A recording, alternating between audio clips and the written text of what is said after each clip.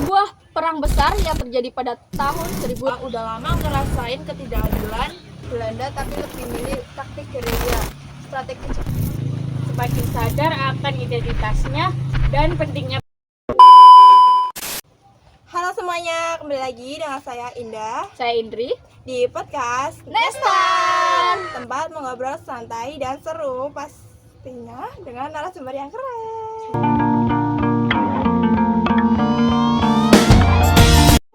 Hari ini kita nggak sendirian karena sudah ada 3 tamu spesial yang siap berbagi cerita seru kepada kalian semua.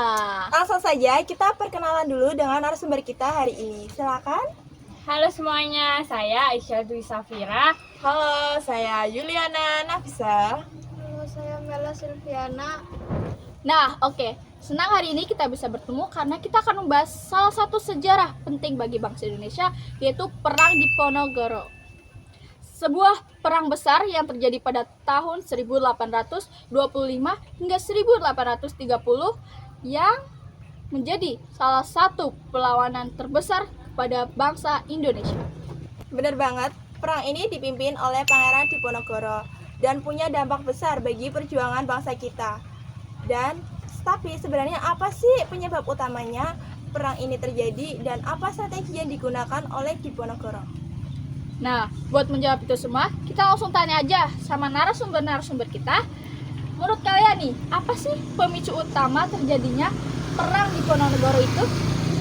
Oke, saya jawab. Menurut saya, pemicu utama perang Diponegoro itu ya karena rakyat Jawa udah lama ngerasain ketidakadilan dari Belanda.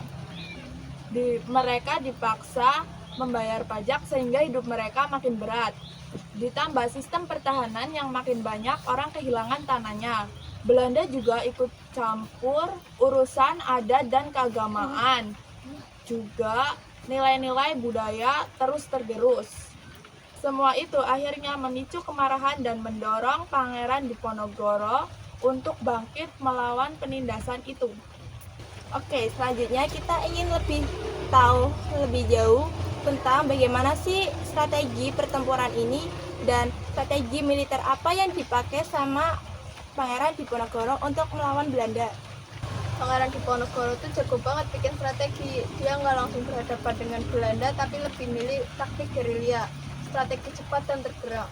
Dengan memanfaatkan medan yang sulit, beliau berhasil membuat Belanda kebingungan dan susah buat ngejar. Wow, keren banget ya. Strateginya tuh jadi nggak soal kekuatan aja, tapi kecerdasan dan dukungan dari rakyat juga. Nah, betul banget. Nah, terus menurut kalian bagaimana sih saat melihat dampak tersebut mengenai ke masyarakat Jawa saat itu? Dan apa aja sih yang berubah saat perang berlangsung? Meski perang ini tuh bikin banyak penderitaan, tapi juga ternyata membentuk solidaritas di antara masyarakat. Rakyat jadi semakin sadar akan identitasnya dan pentingnya bersatu.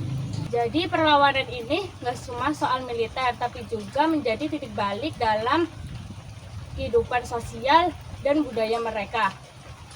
Jadi selain strategi militer mereka yang cerdik, peran masyarakat menjadi kunci utama. Oke, terus gimana sih berakhirnya perang tersebut dan apa dampak buat sejarah kita ke depannya? Akhirnya perang ini berakhir karena Belanda pakai strategi licik dan politik yang berubah. Meskipun Pangeran Diponegoro ditangkap, tapi semangat perlawanan dan warisan perjuangannya tetap hidup dan menjadi inspirasi bagi generasi selanjutnya. Wah, seru banget ya pembahasannya dan sangat mendalam banget. Nah, terima kasih buat semuanya. Nah, buat teman-teman, kita jadi lebih paham mengenai gimana kompleksnya perjuangan dan nilai yang masih relevan sampai sekarang. Yuk, kita rehat sebentar dulu dan kita lanjut lagi beberapa saat kemudian dengan beberapa pertanyaan dari kalian semua. Jangan lupa stay tune terus di podcast Nestar.